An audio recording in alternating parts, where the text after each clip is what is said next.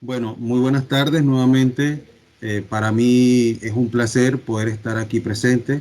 En primer lugar, deseo agradecer y felicitar a la Asociación de Estudiantes de Ingeniería Mecánica por haberme hecho la deferencia en estar aquí presente con ustedes haciendo ciencia, porque la ciencia que sirve es la ciencia que se replica, la ciencia que se transfiere. En segundo lugar, deseo extender unos saludos virtuales a todos los asistentes que se encuentran en la sala.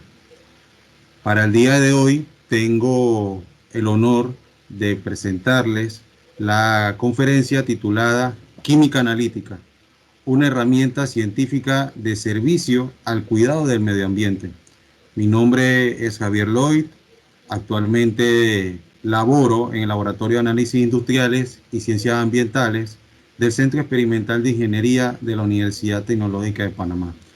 Antes de pasar al desarrollo propio de la conferencia, deseo expresar mi agradecimiento al Centro Experimental de Ingeniería, ya que gracias a ellos estoy desarrollando la parte experimental de mi proyecto de investigación, el cual se lo voy a estar comentando en las diapositivas subsecuentes.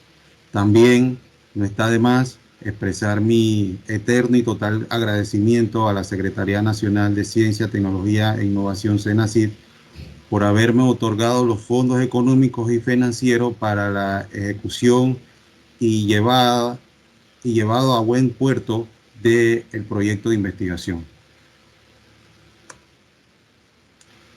Muy bien, a manera de contenido, la presentación la he estructurado de la siguiente forma. En primer lugar, vamos a hacer un poco de armonización de conceptos. En segundo lugar, vamos a ver algo de la química analítica y su relación transversal con otras ciencias. En tercer lugar, vamos a hacer una clara diferencia entre lo que es el análisis cualitativo versus el análisis cuantitativo. En cuarto lugar, vamos a ver el diagrama de procesos para un análisis cuantitativo. En quinto lugar, vamos a ver el papel de la química analítica en la protección del medio ambiente. ¿Cuál es esa relación? ¿Cuál es esa sinergia que tiene esta rama de la química en el cuidado y salvaguardo de nuestros recursos naturales? En sexto lugar, vamos a ver la aplicación de la química analítica en el campo de la investigación en la Universidad Tecnológica de Panamá. Voy a tener el honor yo de conversarles a ustedes qué es lo que se está haciendo en la actualidad en el campo de la química analítica en la UTP, qué es lo que está haciendo la UTP para promover y engrandecer el tema de la ciencia en nuestro país y en el mundo. Como antepenúltimo punto, vamos a conversar un poco de las conclusiones que se van a derivar producto de esta presentación. Como penúltimo punto, la bibliografía, y último punto, las consultas. Armonización de conceptos. Entendiendo de que la química analítica es una rama de la química, siempre en toda ciencia, ya sea una ciencia ingenieril o una ciencia básica, se maneja una terminología muy especializada. Por eso, en este sentido, yo, antes de abordar una serie de conceptos de la cual vamos a estar conversando, yo tengo que hacer con ustedes un fraguado para que ustedes a lo largo de la presentación puedan irme entendiendo y poder ir de la mano a poder culminar exitosamente la misma. Ok, como yo le comenté, el objetivo es homologar conceptos, que todos logremos hablar un lenguaje en común. Ok, todo empieza por química analítica, porque el título de la presentación, química analítica, pero ¿qué es química analítica?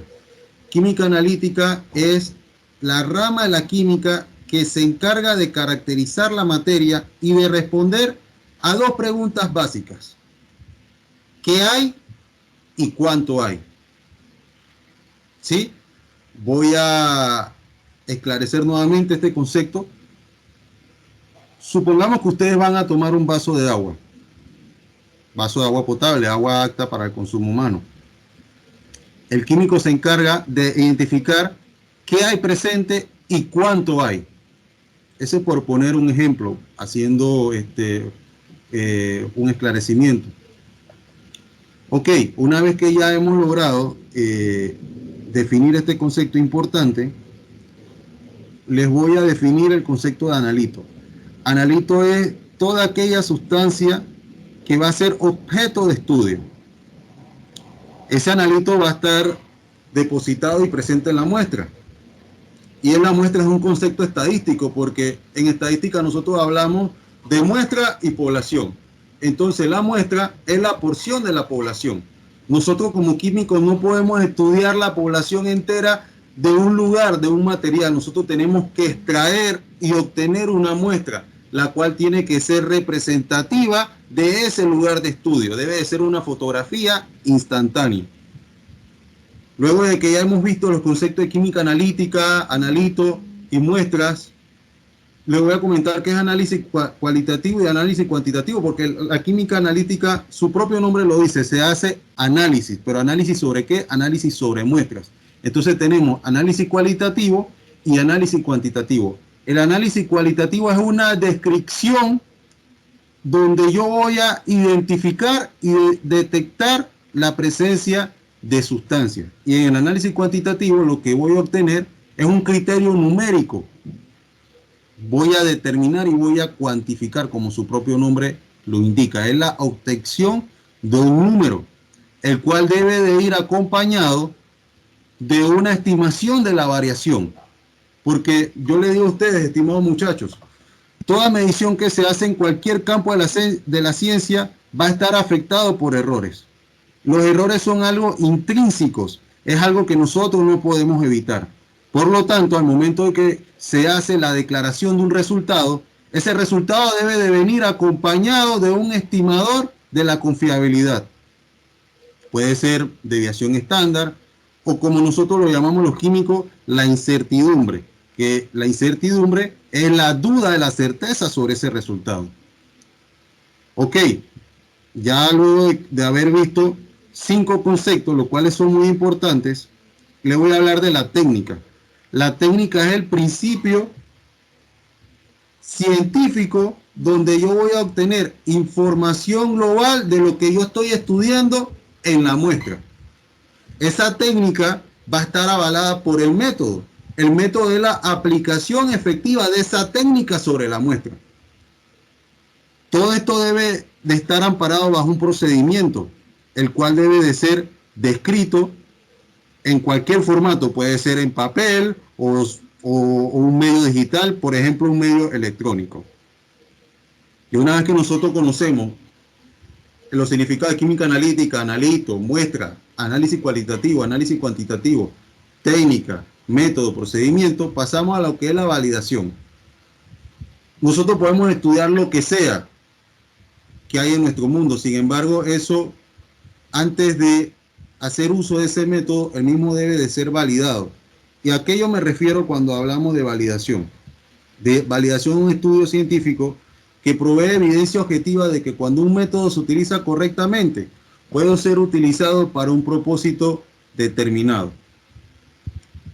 Esa validación de métodos se soporta bajo un criterio de control y aseguramiento de la calidad, donde yo utilizo herramientas estadísticas para yo poder indicar al final de que lo que yo estoy haciendo se está realizando de una manera óptima, precisa y exacta.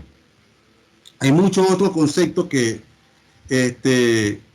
engloban al tema de la química analítica, pero por temas de espacio no los pude colocar todos. Sin embargo, yo en la medida de la presentación yo le voy a estar haciendo la debida aclaración. Y por último punto, contaminantes. Los contaminantes afectan el medio ambiente porque ellos ejercen un efecto perturbador sobre el medio. Entonces un contaminante puede ser natural o antropogénico. Un contaminante antropogénico es aquel que es introducido por la mano del hombre. Y eso también la química analítica lo estudia, porque la química analítica a nivel ambiental se encarga de detectar la presencia sospechada de cualquier sustancia que me puede ocasionar un efecto perturbador sobre el medio ambiente. Luego de haber visto esta armonización de conceptos, pasamos a la relación de la química analítica y su relación transversal con otras ciencias. La química analítica tiene que ver con todas estas ciencias que ustedes ven en la siguiente figura. Y yo les voy a hacer un par de ejemplos. A nivel de agricultura, durante los cultivos, la cosecha de distintos cultivos, se utilizan plaguicidas, ¿no?, para controlar las plagas. Sin embargo, el uso excesivo puede crear un efecto anómalo sobre lo que nosotros vamos a consumir y sobre el propio suelo. Y no solamente sobre el propio suelo, sino que debido a distintas dinámicas y temas de cinética a nivel de la química, eso puede ir y llegar al agua o también al aire. Entonces, también con la medicina, yo me imagino que muchos de ustedes se hacen sus verificaciones anuales, semestrales, para ver cómo andan a través de un estudio de perfil sanguíneo. Ahí también tiene que ver la química analítica, porque se hace un criterio cuantitativo. Y al final, cuando ustedes le llevan los resultados al doctor, el doctor determina si usted se encuentra bien o no de salud. A nivel de la biología también yo les quiero comentar, por ejemplo, ahorita estamos viviendo una pandemia. El virus tiene ácido ribonucleico, una sustancia química, y lo que se está buscando es la forma de poderlo atenuar. Ahí también tiene que ver la química analítica. Nosotros nos encargamos y apoyamos en el desarrollo de métodos para poder comprender nuestro mundo material. ¿Por qué yo les digo esto? Porque la química analítica proporciona los medios y las herramientas necesarias para poder conocer y hacer de este mundo algo mejor. Y no solamente esto, sino que también tenemos que responder a 4 preguntas básicas. La primera, ¿qué hay? La segunda, ¿dónde? La tercera, ¿cuánto? Y la cuarta, ¿qué disposición a nivel atómico o molecular? Dicho de otra manera, ¿qué analito? ¿Cuál es la forma que tiene ese analito en el medio? A nivel de la geología también muy importante, porque se estudia la composición de las rocas, las características de las rocas, se estudia gracias a la química analítica. A nivel de la ingeniería también. Entonces, en definitiva y en resumen, la química analítica tiene un papel preponderante porque tiene una relación transversal con todas las otras ciencias. Esto quiere decir de que la ciencia no es lo mismo a lo que nosotros hemos visto años atrás. Ya el concepto de la ciencia ha cambiado. Para hacer ciencia tenemos que hacer equipo. No podemos ser islas. Nosotros nos tenemos que apoyar con otros profesionales. Porque si nosotros nos apoyamos con otros profesionales, nosotros vamos a poder proponer soluciones y resolver distintas situaciones que se pueden dar en el mundo en el cual vivimos. Análisis cualitativo versus análisis cuantitativo. Voy a hacer un contraste, una diferencia bien marcada para que ustedes lo tengan en conocimiento. Hace muchos años atrás, a principios de siglo, la química analítica era netamente cualitativa, porque no existían instrumentos, no teníamos aparatos. Entonces la única forma de que los profesionales de la química tenían para decir la presencia o ausencia de algo era a través de un análisis cualitativo. Ya ahora, en la modernidad, todo ha cambiado, porque el análisis cuantitativo es lo que traza la hoja de ruta. Ya todo tiene sentido gracias a un número, a un reporte, a un informe que nosotros levantamos. No solamente nosotros los químicos, sino también cualquier otro profesional. Yo he tenido la oportunidad de trabajar con ingenieros civiles, ingenieros mecánicos, por ejemplo, con el doctor Jane, y podemos ver la transversalidad y el efecto multidisciplinario que hay entre la química y el campo de las ciencias ingenieriles. Entonces, en resumen, el análisis cuantitativo siempre nos va a indicar la cantidad en términos de número de la sustancia presente que se encuentra en la muestra. Y ya yo les comenté que la muestra es una porción de la población, ya que nosotros no podemos analizar toda la población, y eso es por tema de estadística. Ok, química analítica moderna se basa en análisis cuantitativo. Tenemos análisis clásico y análisis instrumental. Pero ¿cuál es la función del análisis cuantitativo clásico y el análisis instrumental? Ya yo se lo voy a explicar en las siguientes diapositivas. El análisis clásico es el análisis rudimentario que todavía se hace en la academia y hasta en los laboratorios profesionales. Yo he hecho análisis clásico. Nosotros hacemos y manejamos volumen a través de un análisis volumétrico y manejamos masas a través de un análisis gravimétrico. El análisis volumétrico, me imagino que algunos de ustedes cuando estuvieron en la escuela o en la universidad hicieron análisis volumétrico, hicieron una titulación. ¿Pero qué es una titulación? Agregar una disolución de concentración conocida sobre una disolución de concentración desconocida, algo que yo no conozco. Lo que está en la bureta, como ustedes pueden ver en la página, en la diapositiva, disculpen, le van a dar a ustedes información numérica sobre lo que está presente, ya que lo que yo conozco está en el tubo que se conoce con el nombre de bureta, y lo que desconozco está en el matraz, el Ermeyer. Eso se conoce con el nombre de análisis volumétrico. Análisis gravimétrico, yo hago un proceso de pesado. Yo conozco la masa, pero ¿qué es una masa? La masa es la cantidad de materia que hay en un objeto. Eso se realiza a través de un análisis gravimétrico. Nosotros necesitamos balanzas analíticas o balanzas granatarias. Las balanzas granatarias muy poco se usan, ahora se usan más balanzas analíticas y todas sus derivaciones. Pesamos reactivos, porque antes de hacer un análisis instrumental nosotros necesitamos hacer el pesado de lo que yo voy a utilizar durante todo el proceso experimental. Bueno, esto definitivamente no todo es color de rosa, todo tiene sus ventajas y sus inconvenientes. Como ventaja yo les puedo comentar que el análisis clásico, el cual se basa en volumetría y gravimetría, son análisis de muy buena precisión. Y cuando hablamos de precisión, hablamos de la concordancia que hay entre un grupo de datos, qué tanto se parece uno del otro. Y bueno, este tipo de análisis clásico se utiliza para el análisis de materiales patrones, ya que en química analítica nosotros necesitamos de patrón. El patrón siempre va a tener un valor conocido, un valor obvio. Si nosotros no tenemos ese patrón, no podemos hacer ciencia. No vamos a poder aportar de manera transversal a todas las otras ciencias, las cuales se la expliqué al inicio de la presentación. Y bueno, también son métodos absolutos. En ciencia hay métodos directos, los cuales son métodos absolutos, y hay métodos indirectos, los cuales son métodos relativos.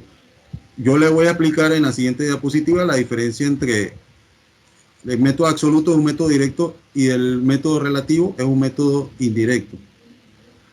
Inconvenientes. Vivimos en un mundo donde hay una alta vorágine y necesitamos actuar con una rapidez oportuna. Entonces, este tipo de métodos que se basan en análisis volumétrico y gravimétrico son lentos, tienen la sensibilidad y consumen un alto volumen de reactivos. Miren, estimados, la química analítica en la actualidad está tomando un enfoque verde. Nosotros queremos hacer más con menos. ¿Por qué? Porque si nosotros estamos estudiando el medio ambiente y queremos ser garantes de que nuestros recursos naturales están salvaguardados, nosotros tenemos que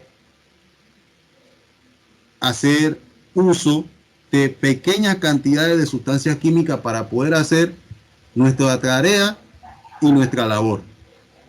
Entonces, ya dicho y visto las ventajas y los inconvenientes de este tipo de análisis, pasamos a lo que es análisis instrumental. Eso, lo que yo les muestro aquí, son unos ejemplos, porque en verdad hay una gama alta, hay una diversidad, hay un ecosistema importante de muchas técnicas de análisis instrumental. Para propósito de la presentación, el análisis instrumental se divide en técnicas electroquímicas, las cuales miden el voltaje, porque la electroquímica es aquella rama de la química que relaciona la materia con la electricidad, y para que se dé esa relación debe de haber un efecto del voltaje. Espectroscópica. Espectroscópica porque se tiene que dar una interacción entre la radiación electromagnética y la materia. Por ejemplo, nosotros como personas tenemos la capacidad para poder ver solamente en el campo de la radiación electromagnética de la luz visible. Pero para eso hay equipos, lo que nosotros no podemos ver, hay equipos que utilizan la espectroscopía para poder dar información de tipo numérico a la sociedad. Y técnicas cromatográficas. La cromatografía, muchachos, ustedes la pueden hacer en su casa. Ustedes agarran un pedazo de papel, le trazan en el inferior con una recta, con una regla, una recta. Si ustedes lo colocan en un vaso de vidrio, le colocan alcohol y lo tapan, y ustedes van a ver cómo se separa los distintos componentes de la tinta que hay presente en un bolígrafo. Eso es cromatografía. Ustedes lo pueden hacer y se van a dar cuenta de que, como pueden ver, hacer química no necesariamente se necesita de instrumentación de alta tecnología.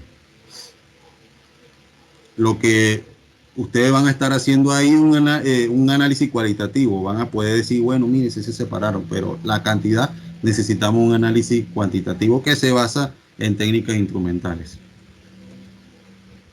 Muy bien.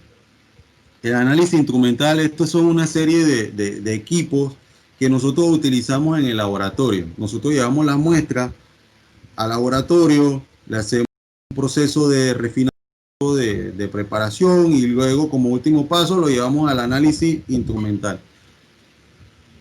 La primera figura que ustedes ven, eso es un cromatógrafo de gases. Al lado, a la derecha, ustedes ven un ICP, un equipo de inducción de plasma acoplado. Acá ven un infrarrojo. Acá ven un ultravioleta visible. Pero yo les voy a dar una aplicación de cada uno de ellos para que se utiliza, ¿no? Para que ustedes se lleven el conocimiento a la casa. Este equipo que ustedes ven acá abajo es una absorción atómica, y el que ven al lado es un cromatógrafo líquido de alta eficiencia o de alto desempeño. Los contaminantes orgánicos, aquellas sustancias que afectan el medio ambiente, se pueden ver fácilmente por cromatografía de gases y por cromatografía líquida de alto desempeño o de alta eficiencia, o mejor conocido como HPLC. Todo lo que es metales se puede ver sin ningún problema a través de las técnicas de absorción atómica ICP. Estas son técnicas de espectroscopía atómica, ya que el átomo son los bloques de construcción de la materia. Entonces la materia está conformada por átomos.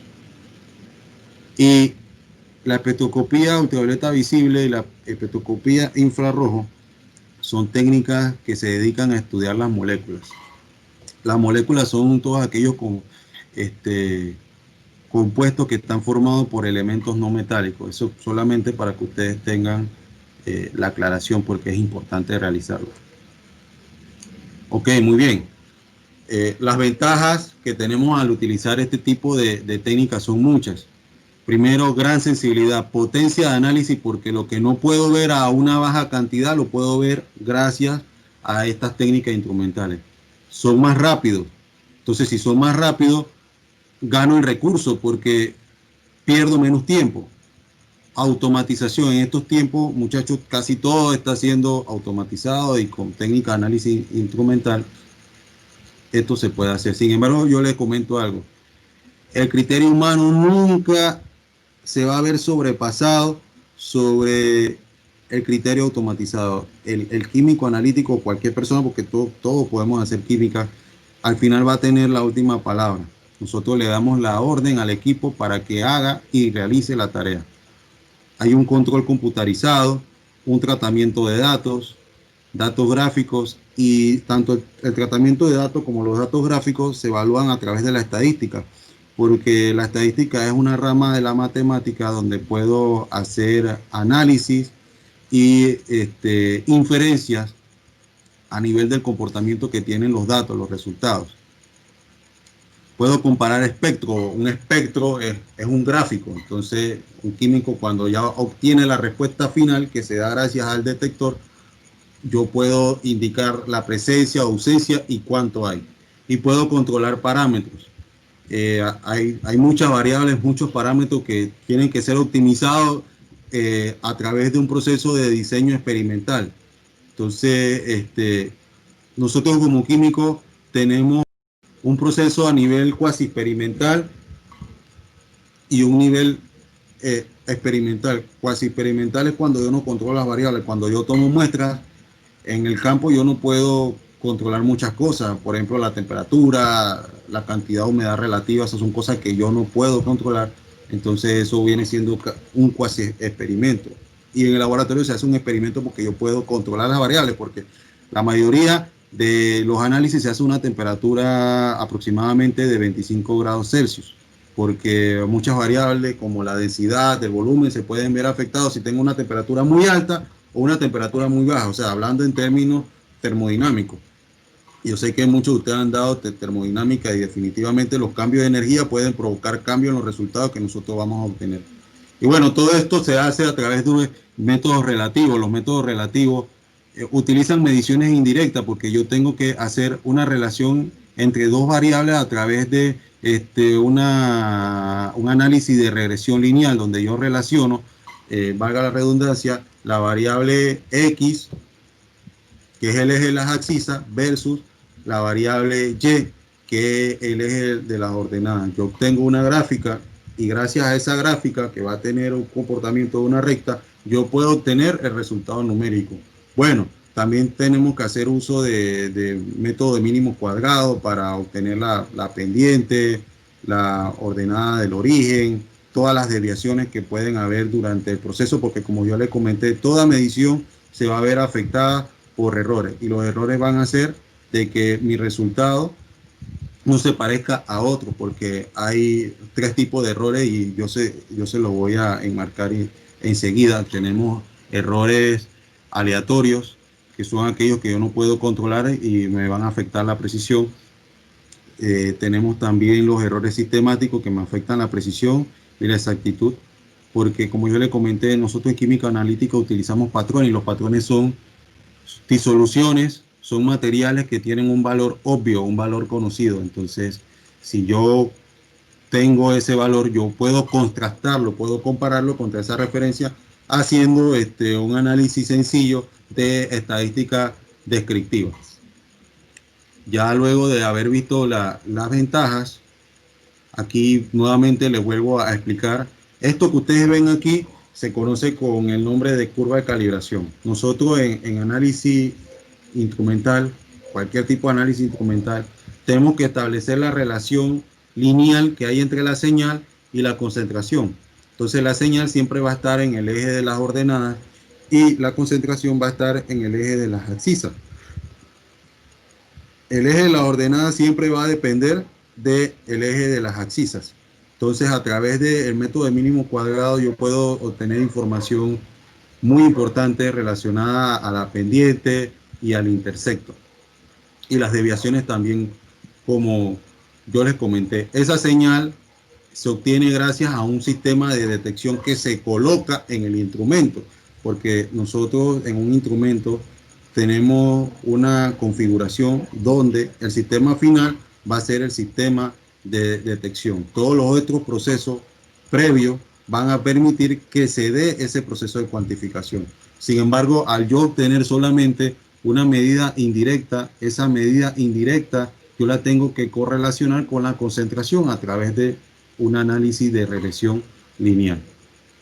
Entonces, para cimentar conceptos, les recuerdo que la curva de calibración se va a utilizar siempre en un análisis instrumental y es el establecimiento de la relación lineal de la señal con la concentración.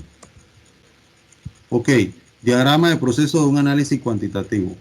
Todo lo que yo les acabo de comentar necesita ser llevado a través de un proceso. Miren, estimados, todo proceso tiene una entrada y tiene una salida. En un análisis cuantitativo, en química, nosotros empezamos con un muestreo. Yo les hablé que el muestreo se deriva de la población. Y al principio nosotros tenemos que definir requerimientos, porque tenemos que saber si estamos hablando en términos estadísticos, si yo voy a tomar una muestra de forma aleatoria, sistemática o estratificada. Entonces, todos esos requerimientos se definen en el muestreo. Y el muestreo no puede ser mejor tiene que ser mejor que el análisis instrumental. Dicho de otra forma, el análisis instrumental no puede ser mejor que el muestreo. El muestreo es el primer paso de todo análisis cuantitativo. Si yo quiero obtener un número, el muestreo yo lo tengo que realizar de forma idónea, de forma excelente, de forma coherente. Una vez que esa muestra yo la tomo, yo la tengo que acondicionar. El acondicionamiento se da a través de colocar la misma en un sistema de refrigeración, ya sea si estamos hablando en términos ambientales, ¿no? La tengo que almacenar y tengo que hacerle un proceso de prelimpieza.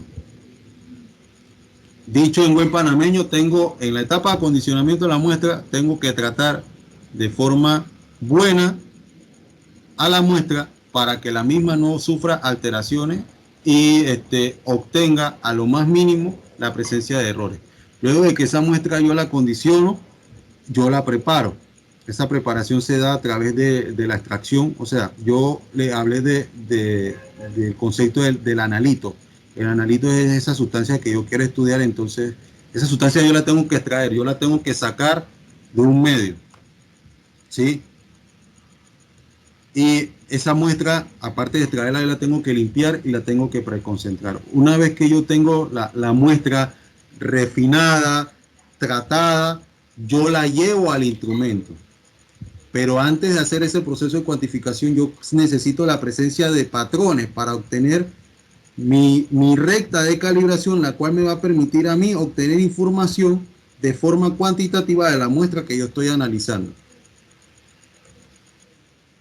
Ok, definitivamente que hay un proceso, pero todos esos procesos se dan a través de pasos. El primer paso es definir el problema. Nosotros necesitamos conocer qué es lo que yo quiero resolver, a qué situación yo me estoy enfrentando y con qué recursos yo cuento. Una vez de que yo defino el problema, a qué me estoy enfrentando, valga nuevamente la redundancia, tengo que seleccionar el método.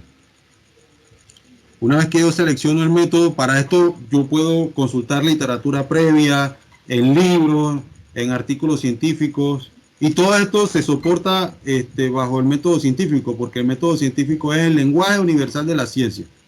Entonces, si ya yo tengo un artículo científico, tengo libros, tengo referencias previas, eso me va a permitir a mí ahorrar tiempo, porque si ya yo conozco por el camino donde yo voy a caminar, el trabajo se me va a hacer mucho más fácil. Luego de que yo selecciono el método, obtenemos una muestra representativa. Esa muestra representativa tiene que ser una fotografía instantánea de la población. Ya luego que nosotros obtenemos la muestra, la preparamos para el análisis, le llevamos a cabo una serie de separaciones, las cuales son necesarias porque yo lo que quiero analizar es el analito, y en el analito va a estar en una matriz y esa matriz va a tener interferencia. Van a haber sustancias que van a crear un efecto modificador o perturbador sobre lo que yo estoy estudiando. Entonces todo eso yo lo tengo que separar. Luego realizamos la medición Y por último, calculamos los resultados y preparamos el informe. Siempre los resultados tienen que venir acompañados de un estimador de la confiabilidad. Bueno, el primer paso, definir el problema.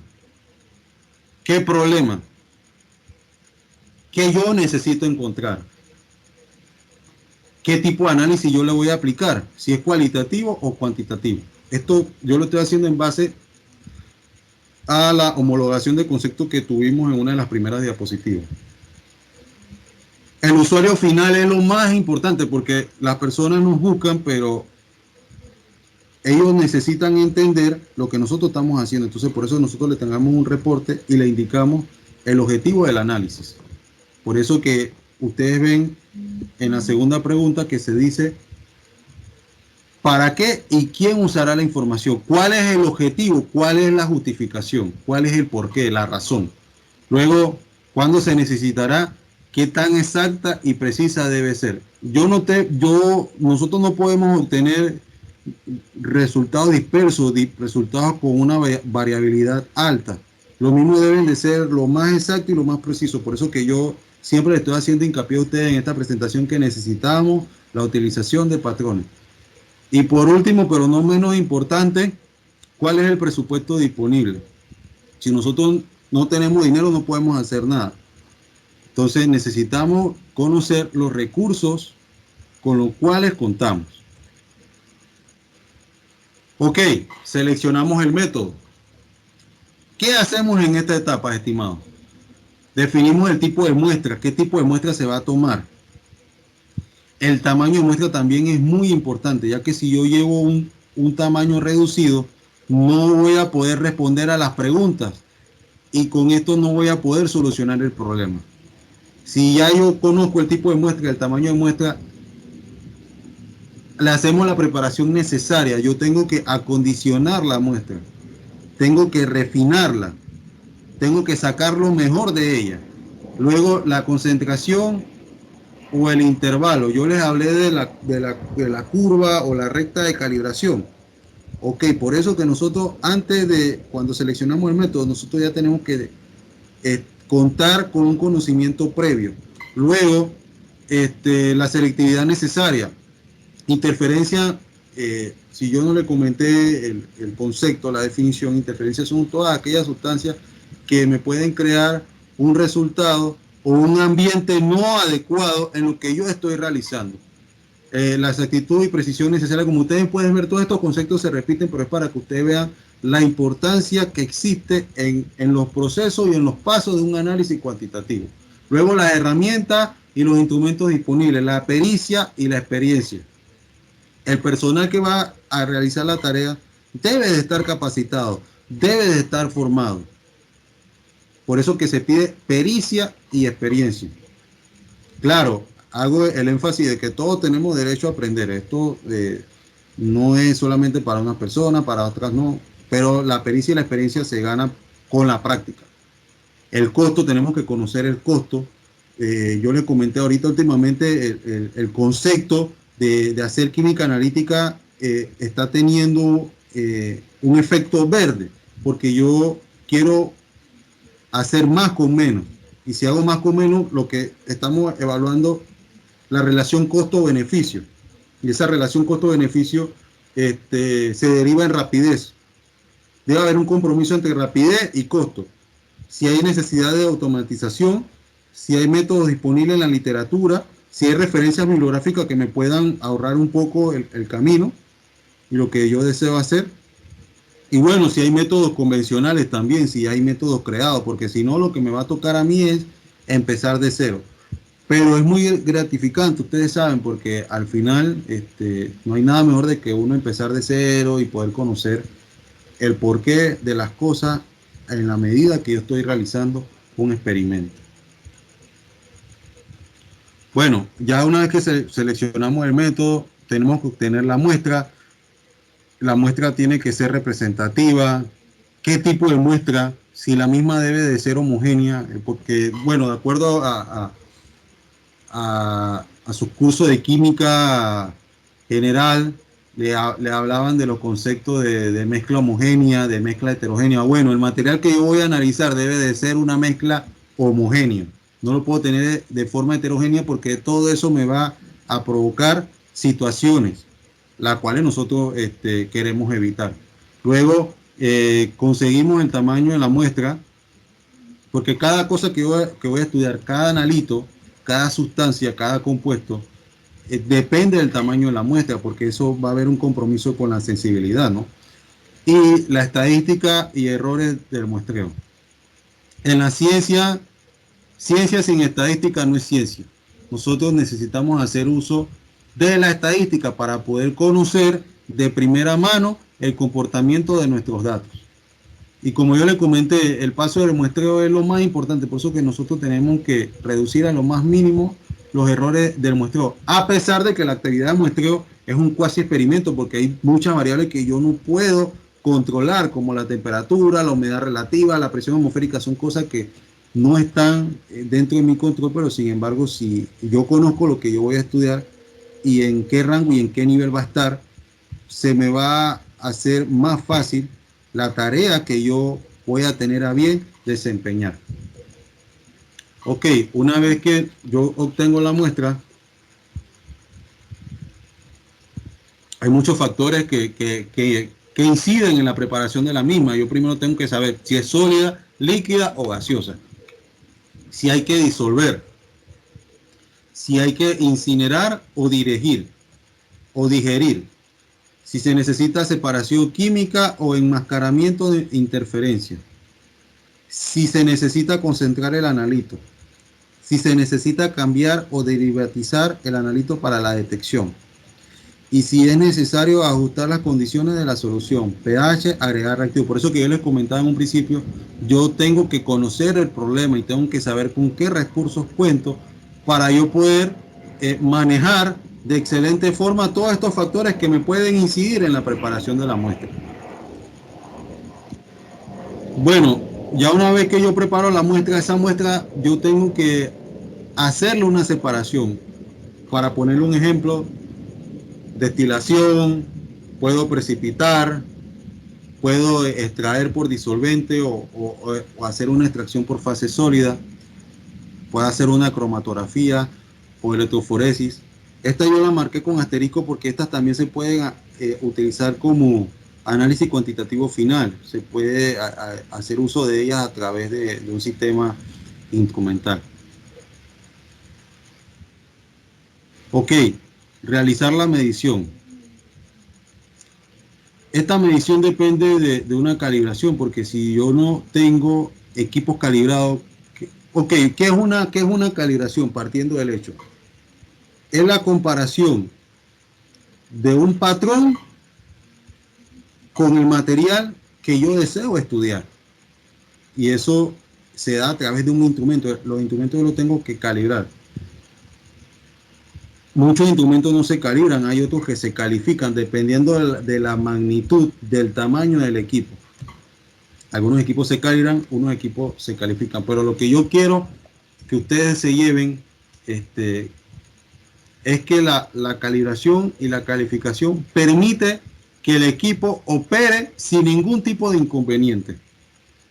Bueno, antes de hacer toda esa medición, todo ese tema, yo tengo que hacer una validación. Y una validación es probar que mi método es exacto y preciso, pero no solamente eso. Una validación es un estudio científico de que mi método, con evidencia objetiva, va a poder funcionar de forma efectiva o de forma eficiente. Esa validación se hace gracias al uso de controles y blancos. Lo que es blancos, los blancos forman parte de los controles. Los controles son aquellas disoluciones que tienen una concentración conocida, y eso al final a mí me va a poder permitir decir de que mi método va a poder ser utilizado para todas las tareas las cuales me van a permitir a mí interactuar de forma transversal con todas las otras ciencias. O sea que si yo no tengo un método validado, no puedo realizar las tareas que yo les estaba comentando en un inicio de la preparación, de la presentación. Disculpen. Las réplicas. Ok, una sola medición en ciencia, muchachos, no representa en realidad el comportamiento estadístico de una variable. Yo necesito hacer réplica. ¿Y qué es hacer réplica? Es, valga la redundancia, repetir, hacer lo mismo varias veces. Porque si yo repito, yo puedo hacer un estudio de estadística descriptiva. Yo puedo conocer el valor de la media, de la mediana, de la moda, la desviación estándar, el coeficiente de variación, puedo conocer los errores en términos absolutos y términos relativos. Todo eso se conoce gracias a un estudio de réplica del cual se ampara bajo la utilización de controles. Una vez que nosotros hacemos todo lo que vimos acá, que realizamos la medición, tenemos que calcular los resultados y para ello necesitamos hacer un análisis estadístico, el cual nos va a dar la confiabilidad, nos va a dar la certeza de que el trabajo se hizo de buena manera. Y claro, nada es perfecto en este mundo y yo tengo que informar mis limitaciones y también tengo que comunicar mis criterios de exactitud. El cálculo de los resultados me va a permitir a mí preparar el informe. Ok, el papel de la química analítica en la protección del medio ambiente. Luego de ver todo lo que es análisis cualitativo, análisis cuantitativo, el proceso y los pasos que se dan en un análisis cuantitativo, vamos a ver el papel de la química analítica en la protección del medio ambiente. Miren, estimados, el crecimiento que se ha dado a nivel de urbanización, el crecimiento económico, el crecimiento industrial, ha traído como consecuencia la introducción de sustancias las cuales nos están provocando un efecto tóxico y dañino para el medio ambiente. Aquí pueden ver como por ejemplo la emisión de gases que se da en una planta, eso me está afectando el aire. Si yo utilizo plaguicidas, no solamente afecto el cultivo, si no utilizo la dosis apropiada, sino también el suelo y otros medios ambientales como el agua o el aire, y también la misma persona, porque si la persona no utiliza su equipo de protección personal, también se va a ver afectado. Hay otros fenómenos naturales también provocan contaminación, como una erupción volcánica, cuánto de dióxido de nitrógeno o de dióxido de azufre, los cuales me ocasionan la lluvia ácida y el smog, esa neblina blanca que ustedes ven, no sé, a veces cuando ustedes se despiertan y están en la ciudad ven una neblina blanca, eso se debe al smog, pero eso es debido a la mano del hombre, a la mano antropogénica. Entonces, aquí ustedes pueden ver cómo la población general se ve afectada producto de la contaminación. Si se libera un contaminante, ustedes pueden ver en la imagen que está a su derecha, se afecta los organismos acuáticos y al final, ¿quién es el consumidor final de esos organismos acuáticos? Por ejemplo, los peces, nosotros.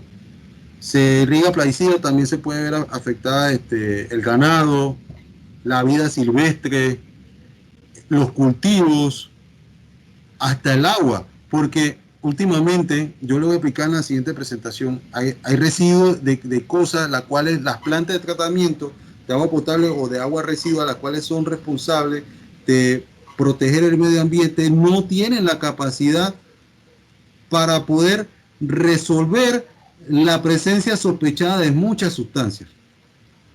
Según usted puede ver, todo esto se logra cuantificar la presencia de contaminantes a través de la química analítica, haciendo uso de qué, de los pasos y los procesos que se siguen en un análisis cuantitativo. Ok,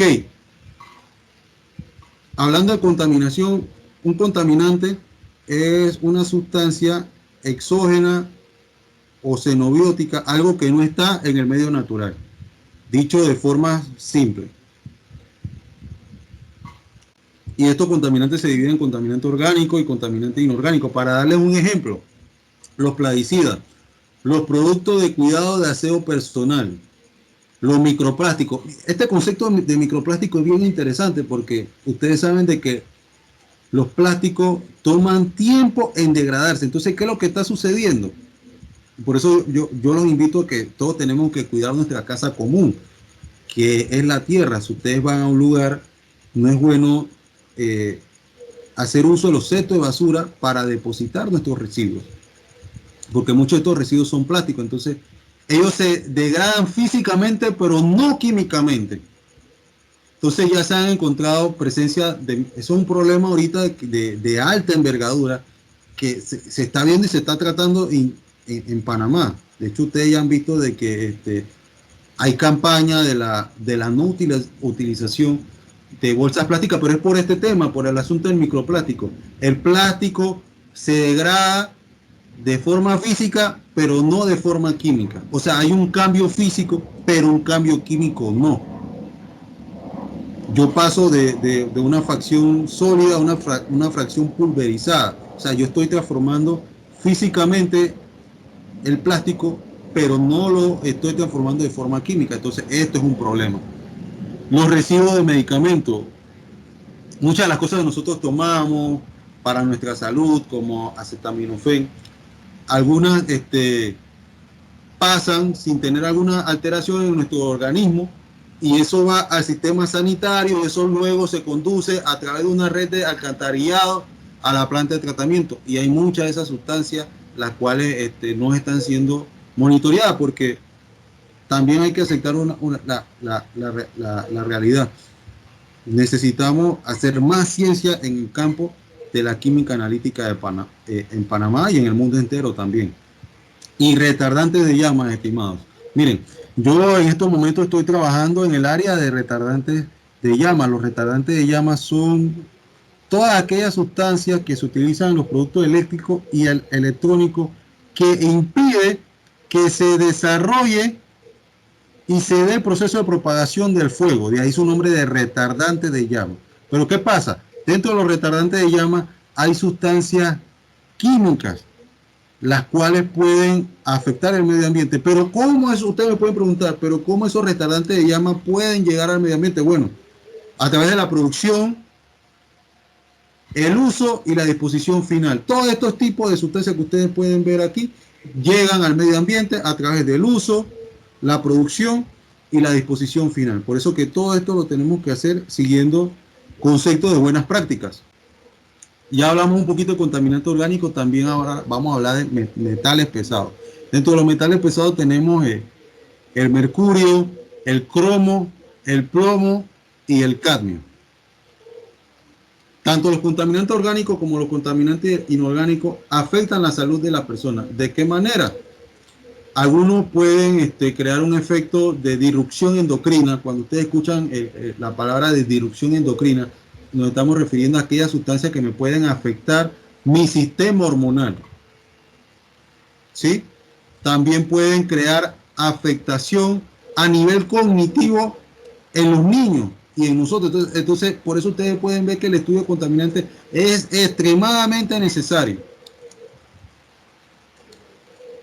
Por ejemplo, se dio el caso en Japón hace muchos años que un lugar que se conoce como Minamata, tiene una bahía, se vio contaminado con la presencia de mercurio.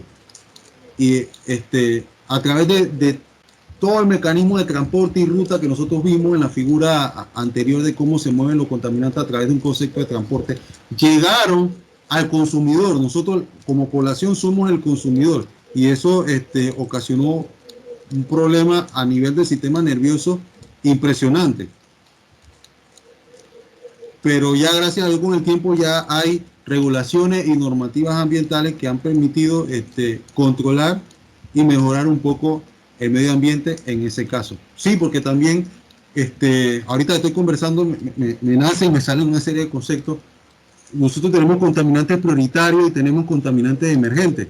Los contaminantes prioritarios son todos aquellos que están normalizados a través de las leyes ambientales. Pero los contaminantes emergentes son aquellos que son de nueva generación, los cuales no están regulados. Y haciendo un pequeño ejemplo así rapidito, yo les puedo decir que muchos de los residuos de los medicamentos, dependiendo de lo que se desea estudiar, son contaminantes emergentes porque no son prioritarios, no están normalizados, no están regulados por las leyes ambientales, los retardantes de llama también. Eh, por ejemplo, los PVD, los difenil bromo, este, son sustancias que ya están siendo regularizadas y ya están siendo vigiladas gracias a la Convención de Estocolmo, que es la encargada de vigilar y salvaguardar el medio ambiente de los contaminantes orgánicos persistentes. Ok, ¿cómo se está aplicando la química analítica en el campo de la investigación en la Universidad Tecnológica de Panamá? En el Laboratorio de Análisis Industriales y Ciencias Ambientales, unidad administrativa para la cual laboro, se están realizando un número importante de proyectos y también estamos apoyando a otras unidades y a cualquier persona que tenga a bien contactarnos en muchos proyectos. Sin embargo, para mencionarles algunos, eh, el primer proyecto es el proyecto que yo estoy realizando, cuyo título es Determinación Analítica de la presencia de clorano plus, utilizando los residuales como matriz indicadora de contaminación ambiental. Ese es por un monto de 15.000 balboas. Este proyecto ya está por finalizarse, está en su segunda etapa. Sin embargo, la ciencia siempre continúa. Así que seguramente vamos a seguir estudiando sobre estos compuestos. Y el segundo proyecto es por un monto de 500.000 balboas. Y el título es Evaluación de la presencia ambiental de residuos de plaguicida en zona de agricultura intensiva en Panamá. Todo lo que yo le comenté en un inicio de que los plaguicidas pueden contaminar el medio ambiente, se está haciendo un esfuerzo importante y significativo en Panamá gracias a este proyecto. Y lo está llevando el colega químico doctor Jorge Olmos.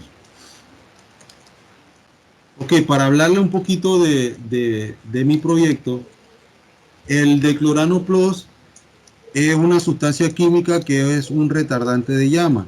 Se utiliza en dispositivos eléctricos y electrónicos como cables, como alambres, todo lo que tenga que ver con dispositivos electrónicos está presente el declorano plus.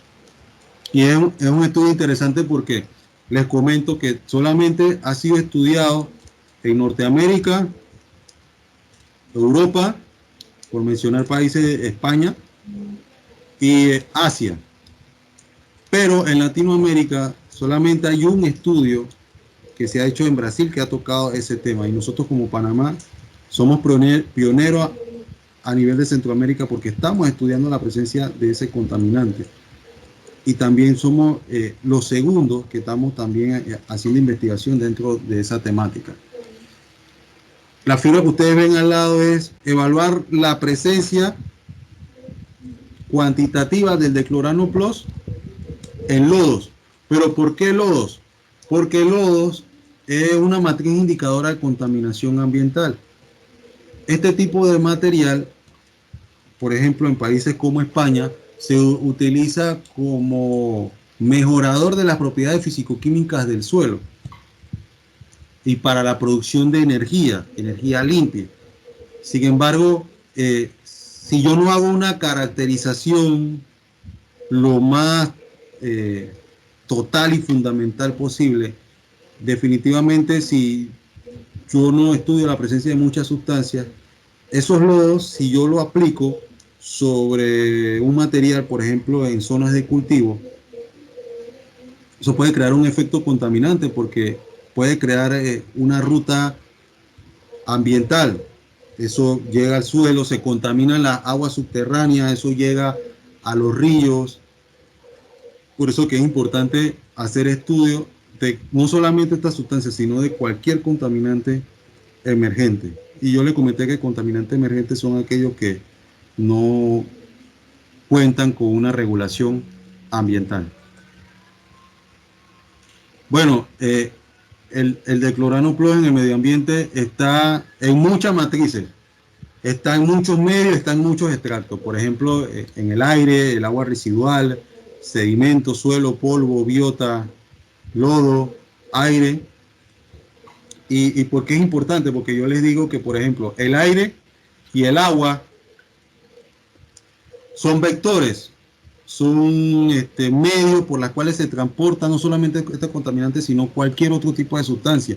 Los sedimentos, los lodos, la biota, el suelo, son medios de reserva, son medios donde se deposita este tipo de contaminante. ¿Por qué? Porque el sedimento, los lodos y la biota y los suelos tienen propiedades a nivel físico-químico que hace de que estos compuestos interaccionen y se depositen. Sobre el polvo también se pueden depositar estas sustancias, por eso que el polvo es un buen material de estudio. Y la corteza del árbol también actúa como transporte pasivo. ¿Sí? En este sentido, yo coloco, defino el área de estudio y selecciono una serie de cortezas de árbol que voy a estudiar, las marco y al final, durante un determinado tiempo, corto la corteza la corteza de mi interés, no es que voy a cortar todo el árbol, sino una parte de ella y la llevo al laboratorio. Igual eh, con una máquina para extracción de polvo, se me acaba de escapar el nombre de una aspiradora. Yo aspiro ese material, lo llevo al laboratorio, peso, preparo la muestra y analizo de forma instrumental. Como la presencia del declorano plus en medio ambiente se puede decir que es omnipresente, es ubicua, está prácticamente en casi todo. Por eso que es importante hacer estudios de este tipo de sustancias. Bueno, esta diapositiva es muy importante mencionar porque si antes de yo estudiar cualquier tipo de sustancia, yo tengo que conocer las propiedades físico-químicas. ¿Por qué? Porque yo de ahí puedo hacer deducciones primarias, deducciones que me van a permitir a mí dar información al final sobre el resultado que yo voy a obtener. Puedo realizar una inferencia. Así que cualquier sustancia que se estudie, yo tengo que conocer las propiedades físico-químicas. No solamente de las sustancias, sino de los insumos que yo voy a utilizar durante todo el proceso analítico. Si yo conozco la propiedad físico-química, yo voy a poder saber y actuar de una forma lógica y analítica. Bien, ¿dónde estamos en estos momentos en el proyecto? Para mencionarlo de forma muy resumida. Ya hemos tomado muestras, como estas son muestras de una planta de lodo residual. Este muestreo definitivamente fue representativo. Se hizo la colecta utilizando un sistema de etiquetado y cadena de custodia que está amparado bajo el concepto de buenas prácticas de laboratorio. Utilizamos documentación la cual nos va a nosotros a dar soporte de el estudio que al final nosotros le vamos a estar entregando a Senacid próximamente. Bueno, una vez que nosotros muestreamos, hicimos el proceso de colecta, tomamos ese material de estudio, en estos momentos estamos en el proceso de tratamiento de muestra. El proceso de tratamiento de muestra se considera en química analítica como el cuello de botella, porque es el que toma más tiempo. Pero gracias a la literatura científica, eso a nosotros nos ha permitido acortar y ahorrar recursos. Yo les hablaba del concepto de química analítica verde. Esta sustancia en otras partes del mundo se ha estudiado utilizando sistemas de extracción que consumen mucho reactivo. Entonces, últimamente, en los últimos años, se ha hecho uso de sistemas de extracción cuya finalidad es extraer el analito, que en este caso es el declorano plus, extraerlo, sacarlo de la muestra, de la matriz, para luego llevarlo al sistema de análisis instrumental. Entonces, dicho todo esto, yo estoy proponiendo la utilización de extracción por ultrasonido. La figura que ustedes ven detrás del escrito donde dice tratamiento de muestra es un sistema de procesamiento de muestras por ultrasonido, utilizando una sonda ultrasónica. Y por último, vamos a analizar instrumentalmente este analito utilizando un sistema instrumental conocido como cromatógrafo de gases, masas, triple, cuadrupolo.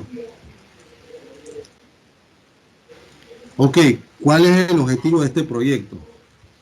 Definitivamente establecer una línea base, pero esa línea base se da a través de el desarrollo de una metodología analítica la cual debe de ser validada. En segundo lugar también, yo le comenté que la ciencia es un proceso continuo de acumulación de conocimiento. Entonces, resulta necesario hacer estudios adicionales en Panamá para nosotros poder luego contrastar lo que estamos obteniendo con lo que está pasando en otras partes del mundo.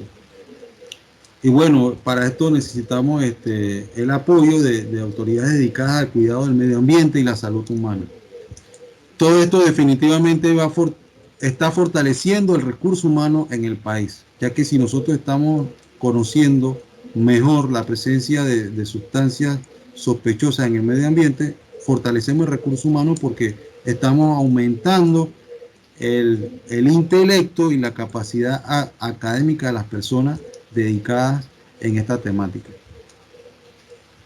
Y por último, pero no menos importante, para mí es lo más importante porque la ciencia que se comparte se expande. Y una forma de lograr esa expansión es transfiriendo los conocimientos generados a la comunidad nacional e internacional. Esto que estamos haciendo el día de hoy es importante porque nosotros tenemos que dar a conocer qué es lo que estamos realizando. Esa es la forma idónea y buena de hacer ciencia. Transmitir los conocimientos. Hacer de que otras personas conozcan lo que nosotros estamos haciendo, porque a la larga puede haber una persona interesada que decida estudiar dentro de esta línea de investigación y se van a poder seguir obteniendo resultados prometedores. Conclusiones. Bueno, definitivamente el estudio de la dinámica, comportamiento y transporte de cualquier sustancia química necesita hacer uso de la química analítica. La química analítica actual es moderna porque se basa en instrumentación de tecnología avanzada. El papel de la química analítica en el medio ambiente va a permitir la elaboración de normativas legales para el cuidado de los recursos naturales, pero eso se da a través de la sinergia que nosotros tengamos como universidad con las instituciones dedicadas de regir el cuidado del medio ambiente. Esto es algo de la abundante bibliografía que he consultado durante todo este tiempo.